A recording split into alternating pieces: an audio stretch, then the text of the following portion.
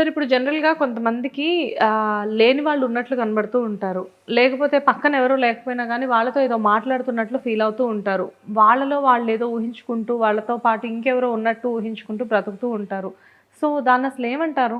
So వీటినే hallucinations అంటాం. Okay. So ఒకవేళ లేని వాళ్ళు కనిపించారు, చూసి మాట్లాడుతున్నారు, వాళ్ళని చూసి మాట్లాడడము, లేకపోతే ఎక్కడి నుంచో శబ్దాలు వినిపిస్తున్నాయని చెప్పడము, ఏదో వేరే కంట్రీలో ఉండి కూడా అక్కడి నుంచి నాకు మాటలు వినిపిస్తున్నాయి, వాళ్ళు నన్ను ఏదో చేస్తున్నారు, నన్ను చంపాలని చూస్తున్నారు, నన్ను బెదిరిస్తున్నారు అని చాలామంది చెప్తుంటారనమాట. ఓకే.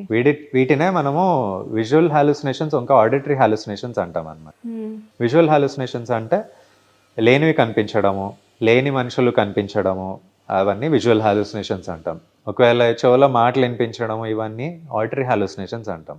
ఓకే. సో వీటితో పాటు ఆల్ఫాక్టరీ హాలుసినేషన్స్ అంటే అబ్నార్మల్ స్మెల్ సెన్సేషన్స్ రావడము, లేకపోయినా కూడా ఆ స్మెల్ రావడము, లేకపోతే టేస్ట్ మారడము, అబ్నార్మల్ టేస్ట్ సెన్సేషన్స్ ఉండడము, ఉన్నది లేనట్టు, అట్లా లేనిది ఉన్నట్టు అట్లా వస్తుంటాయి అన్నమాట వాళ్ళలో. పర్సెప్షువల్ అబ్నార్మాలిటీస్ అంటాం అనమాట. సో ఇవి హాలుసినేషన్స్ అంటాం. ఇంకొకటి అనుమానాలు, ఎవరైనా నా మీద చేతబడి చేస్తున్నారని, ఆ! అట్లా అంటే ఇది ఇంతకు ముందు కాలంలో ఆ మూఢనమ్మకాలు అనేవి ఉండేవన్నమాట. ఇవి జనరల్‌గా పెద్దవాళ్ళకి ఊళ్ళల్లో బాగా జరుగుతా ఉంటాయి. అంటే ఏదైనా కొంచెం హెల్త్ బాగుండకపోయినా నాకెవరో ఏదో చేతబడి చేసేస్తున్నారు అని చెప్పేసి చేసేసారు. చాలామంది అంటూ ఉంటారు. సో ఒకవేళ వాళ్ళ కల్చర్లో ఆ బిలీఫ్ ఉన్నట్లయితే దాన్ని మనం డెల్యూజన్ అనలేము. ఒకవేళ వాళ్ళు అది నమ్మరు, వాళ్ళ కల్చర్లో అట్లా లేదు అన్నట్లయితే దాన్ని అప్పుడు మనం డెల్యూజన్ అనొచ్చు అనమాట. ఓకే. సో ఈ డెల్యూజన్స్ అనేవి అనుమానాలు అనొచ్చు అనమాట. ఇది ఒకటే కాదు, వేరే రకాల అనుమానాలు కూడా ఉంటాయి. ఎవరో నన్ను కంట్రోల్ చేస్తున్నారు, నా ఆలోచనల్ని కంట్రోల్ చేస్తున్నారు అని చెప్పడము, ఇవన్నీ కూడా లక్షణాలు ఉండొచ్చు అనమాట. ఒకవేళ ఇవన్నీ లక్షణాలు ఉన్నట్లయితే దాన్ని మనం స్కిజోఫ్రీనియా అనొచ్చు. స్కిజోఫ్రీనియా అనేది ఒక మానసిక జబ్బు. హ్మ్. ఇది యూజువల్గా ఏంటంటే 20 ఇయర్స్ ఆ ఏజ్లో స్టార్ట్ అవుతుంది అనమాట. 20, అరౌండ్ 20 ఇయర్స్. కొంతమందికి 40 తర్వాత కూడా స్టార్ట్ అవుతాయి, కొంతమందికి 30 తర్వాత కూడా స్టార్ట్ అవుతాయి.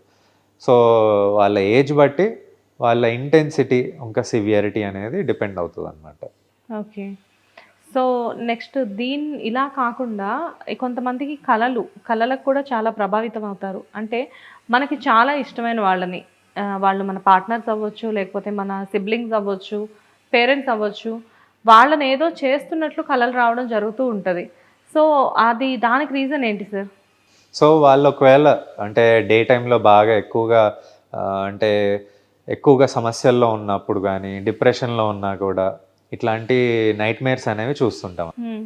సో కళ్ళల్లో ఏదో చెడు జరిగిపోతున్నట్టు, ఏదో అయిపోతున్నట్టు, వేరే వాళ్ళని చంపినట్టు, లేకపోతే వాళ్ళే చనిపోయినట్టు, ఇట్లాంటి సమస్యలు చాలా చూస్తుంటాం కళలో. ఓకే. సో వాళ్ళ డే టైం ఎట్లుందో అంటే వాళ్ళ పొద్దున్న పూట వాళ్ళ ఏమైనా సమస్యలు ఎదుర్కొన్నా, లేకపోతే ఆఫీస్లో ఏమైనా సమస్యలు ఎదుర్కొన్నా కూడా వాళ్ళకి ఇట్లాంటి కళలు అనేవి సహజంగా చూస్తుంటాం. హ్మ్. యూజువల్గా ఏంటంటే ఈ నైట్ మేర్స్ అనేవి పిల్లల్లో ఎక్కువగా చూస్తుంటాం. సో వాళ్ళు ఆ నైట్ మేర్స్లో ఏంటంటే యాక్షన్స్ కూడా చేసేస్తుంటారు. నిద్రలోనే మాట్లాడుకోవడము, యెస్. నిద్రలోనే నడవడం కూడా చేస్తుంటారు. కొంతమంది నవ్వుతారు, కొంతమంది నవ్వుతారు. ఏడుస్తారు. యెస్. పక్కనున్న వాళ్ళని కొట్టడము అవన్నీ కూడా చేస్తుంటారు. అది వాళ్ళకి గుర్తుండదు కూడా. హ్మ్. సో ఇది చిన్నపిల్లల్లోనే కాదు, పెద్దవాళ్ళలో కూడా చాలా మటుకు చూస్తుంటాం అని. ఓకే. సో దీనికి మెయిన్గా రీజన్స్ ఈ డిప్రెషన్ అనమాట. డిప్రెషన్. డిప్రెషన్ వల్ల ఈ నైట్ మేర్స్ అనేవి ఎక్కువగా ఉంటాయి. సో, జనరల్‌గా ఒక మనిషిలో డిప్రెషన్ ఉంది అంటే ఆటోమేటిక్‌గా ఇన్ని జరుగుతుంటాయా సార్? అవును. బట్ డిప్రెషన్ ఉందని చెప్పేసేసి ఇప్పుడు సపోజ్ నాకు డిప్రెషన్ ఉందనుకోండి. నాకు కూడా డిప్రెషన్ ఉందని తెలీదు. తెలియకపోయే ఛాన్సెస్ ఉంటాయా? యెస్, డెఫినెట్‌గా. సపోజ్ చాలామంది వర్క్‌కి వెళ్తుంటారు, కానీ వర్క్ మీద పెద్ద ఇంట్రెస్ట్ ఉండదు. వాళ్ళ వర్క్‌ని ఎంజాయ్ చేయలేరు. హ్మ్. నిద్ర సరిగ్గా పట్టదు. వర్క్‌లో కూడా కొంతమంది చీటికి మాటికి కసురుకోవడము, చిరాకు పడడము అవన్నీ చేస్తుంటారు. హ్మ్. అవి కూడా డిప్రెషన్ యొక్క లక్షణాలు ఉండొచ్చు. సో వాళ్ళు అది గుర్తించలేకపోవచ్చు కూడా. ఓకే. వాళ్ళకి అది డిప్రెషన్ అని కూడా తెలియకపోవచ్చు. సో డిప్రెషన్ అంటే మనము ఏమనుకుంటాము, ఎవరితోనూ అసలు మాట్లాడట్లేదు, చాలా దిగులుగా ఉన్నారు, అసలు దేని మీద ఫోకస్ చేయట్లేదు, కాన్సంట్రేట్ చేయట్లేదు, హ్మ్. ఎక్కువగా ఏడుస్తున్నారు అని మాత్రమే అనుకుంటాం. కానీ డిప్రెషన్ అనేది వివిధ రకాలు ఉంటదన్నమాట. ఓకే. చిన్న చిన్న వాటికి కూడా ఎక్కువ కోపపడ్డం, హ్మ్. అసలు ఆలోచనలు తగ్గిపోవడము, మెమరీ పవర్ తగ్గిపోవడము, ఇక్కడ చిన్న విషయం కూడా గుర్తులేకపోవడం, అవన్నీ కూడా చూస్తుంటాం అన్నమాట డిప్రెషన్లో. జనరల్గా మీరు సైకాట్రిస్ట్, ఎంతోమందికి మీ దగ్గర నుంచి చాలా సొల్యూషన్స్ వస్తూ ఉంటాయి. బట్ మీ ఫీల్డ్లో కూడా అంటే మీ సైకాట్రిస్ట్లో కూడా డిప్రెషన్స్, టెన్షన్స్ ఉంటాయా? డిప్రెషన్, టెన్షన్స్ అందరికీ ఉంటాయండి. కానీ సైకాట్రిస్ట్కి ఏంటంటే సైకాట్రిస్ట్కి కానీ సైకాలజిస్ట్కి కానీ దాన్ని ఎట్లా ఫేస్ చేయొచ్చు, దాన్ని ఎట్లా సార్ట్అవుట్ చేయొచ్చు అనేది ఈజీగా తెలుస్తుంది అనమాట. ఓకే. తొందరగా బయటపడిపోతాం. సో కొంతమందికి వాటిని ఐడెంటిఫై చేసి వాటిని రిజాల్వ్ చేసుకునే కెపాసిటీ చాలా మందిలో ఉంటుంది. ఇప్పుడు నాన్ సైకాట్రిస్ట్ కానీ నాన్ డాక్టర్స్లో కూడా చాలా మందికి తెలుస్తుంటుంది అనమాట. సో వాళ్ళు ఈజీగా డిప్రెషన్ నుంచి బయటపడిపోతారు. ఓకే. సో దీనికి డిఫరెంట్ సివియారిటీస్ ఉంటాయి, మైల్డ్, మోడరేట్, సివియారిటీ అని ఈ డిఫరెంట్ స్టేజెస్ ఉంటాయి అన్నమాట. అది మీ చేతుల్లో పని కాబట్టి బ్రెయిన్లో ఉంచి ఒక ఏదో తీసి బయట పెట్టినట్లు పెట్టేస్తారు. అంతే. అంతేనా? Okay. Anyways thank you sir. మేము అడిగిన వాటన్నిటికీ కూడా మీరు చాలా ఈజీ సొల్యూషన్స్ ఇచ్చారు. అండ్ ఏ ప్రాబ్లమ్ని ఎంత ఈజీగా సాల్వ్ చేయాలి అనేది చాలా క్లియర్గా చెప్పారు. Thank you so much. Thank you.